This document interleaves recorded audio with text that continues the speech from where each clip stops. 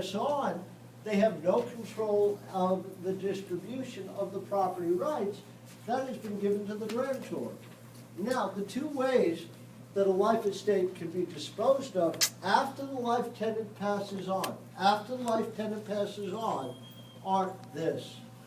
Again, during the time of the life estate, because they do have all those rights, they are required to keep the property rights intact, not do anything to damage those rights. However, there are people waiting when that person passes on to the great beyond, who will get the property rights. This is stated in the deed, okay? So again, there are two things that can happen when a life tenant, the person who got granted the rights, passes on. And again, there are two ways to do this depending on circumstance. It works like this. If the original grantor would like the rights to the life estate after the life tenant passes on, they will state in the deed that they have a reversion estate. However, if the grantor designates third party or parties to get the rights, then the third party or parties, when the life tenant passes on, would be known as remainders. Remainders wait, other than the original grantor, for the life tenant to pass on, and they get the rights. Now, how would this work in a real-life scenario is always the question, okay? So let us say, for our purposes, John has an elderly mother who needs care, and her name is Mary. And John is 50, Mary is 85, and she's quite ill. Well, John will buy her a condo and make her marry a life tenant. But again, when his mother Mary passes on, he would want the property rights back to him. So he would create on the deed, Mary Smith Life Estate, John Smith Grantor Reversion Estate. As soon as Mary passes on, those rights would immediately go back to or revert to John. Got it? Okay. Now let's take another circumstance. Not that this happens in South Florida. John is an elderly gentleman of wealth. And John finds this sweet little girl named Mary. And Mary is 35 years old, John is 70. Oh, bless his heart. Bless his heart. That never happened. And never happens in Florida, right? Every Saturday night, the grandpas take their granddaughters out, right? Is that what happened? Thank you for telling me that. I was under another impression. Good. So Grandpa John has Mary, his girlfriend, who looks like his granddaughter. And she loves John with all her heart. She really does. His heart. Freudian. Freudian slip. And Mary, you know, I don't know about you people. Mary loves John with all her heart, except that Mary doesn't want to go live on the other side of the tracks where she came from, right? And Mary is so delicious and delectable to John that she says, John, I love you like crazy. But frankly, I will be so uncomfortable and I probably wouldn't be seeing you anymore unless you bought me a penthouse in the continuum.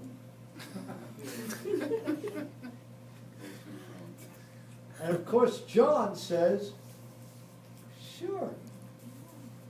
But John will leave it to Mary, and John knows that she's going to wear the poor guy out, and he'll probably be dead before she is. So John has made a contingency that Mary has a life estate, that when he passes on, she will enjoy ownership rights for the rest of her life. She'll have the full ownership rights, but the second Mary passes on, his daughters, Ashley and Ashley, will get the rights after Mary passes. So he has created succession, which as soon as Mary passes, even if she left her rights in a will to others, it would be overridden, and Ashley and Osley would get the rights after Mary passes. They are called remainders. Peter, so she doesn't. Their dearest desire is that Mary drops dead. Question. Mary does not hold the deed? She sure does. She does. You know, I had a circumstance, and I'll tell you how dangerous this can be, okay? I had an owner with a prime property in the city of City, which is in southeast Florida, right near the water, right on the bay. Gorgeous, old, 6 lots, 7. She had a big house, and then there was marina, there were individual lots she wanted to sell, and she says, Peter,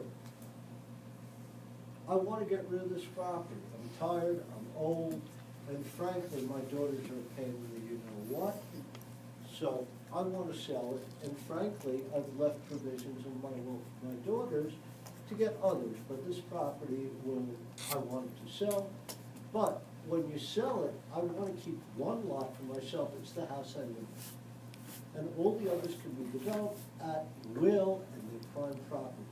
And I said, great. And we spoke, and she was going to put the property on the market for $15 million, all 7. And she's 80 years old. All she needed was a life estate on the one improved property, which is a gorgeous house. It was built by a famous architect, yada yada, actually Frank Lloyd Wright's second in command, the guy who went to. So anyway, say great, and before I offered out to the investors who know me, I called the attorney that I deal with normally for my closings, and I said, do me a favor. Tell me a little bit about this property. I gave them the property address, and I also gave them the legal description so they would know. And the attorney said, well, I got some good news and bad news. What's the good news? She can sell it. Great. What's the bad news? She's 85 years old, and her daughter is the remainder. And they've had conflicts for years. This property's been shopped around so many times. But whoever buys her rights, which she can freely sell, will lose their rights to the daughter when she dies. So therefore, could she sell it? Absolutely. But the person who buys the life estate is only buying the rights for the years remaining on Mary's life. If Mary drops dead, Daughter's the remainder. daughter Jane gets it. So therefore, they had a property which was worthless. Again, she should have, but you know, the passions of the moment change. I have a quick question. Yeah, Life estate, say, okay, you're the lady, right? And I'm the life estate person that wants to buy her property in the meantime? no, I have a life estate where someone has granted me property rights for the rest of my life, right? So let's take the condo, let's say I own it instead of leasing, right? And again, my son bought it for me, very generous, and he gives me a life estate. And on it says, my client, reversion estate, right? I sell my rights to you. You can freely buy them, Right. but the second I die, you're out, Mike's in. So you've only bought the rights till I die, not forever. So the life estate is limited for the duration of someone's life, and then the grantor has controlled how the property rights are distributed after death of life estate holder. Grantor wants it back, reversion estate. Grantor designates third party or parties, remainder estate. Why That's would all. I wanna Buy buy? Yeah, that would have to be disclosed. That's what I was Well, gonna here say, was that's the to be issue. disclosed. That comes up in closing, right? Title It comes up, but would I ever offer a property to my investors who trust me before I have a title search done? No, that's professionalism. And she didn't have to disclose that information to you when she was, She didn't wanna. okay. She didn't have to She didn't have to, because that's what my question is. I am required as a trusted broker, acting honestly and fairly, to do three things. Use skill, care, diligence before I offer properties up to the public. This was simple as hell for me. Yeah. Someone who's a sloppy slob, not that we have them in Florida licensing, will have egg all over their face, and the people who trusted them before will never trust them again. You said It was you- real simple. You said you picked up the phone to the attorney and gave the legal description. You know, if I see something that's available, and it is so unique and special that I can't understand, and can't wrap my arms around why it's available now, when so many people are looking in this area and would pay anything to buy this Time property. market, right. She's asking $15 million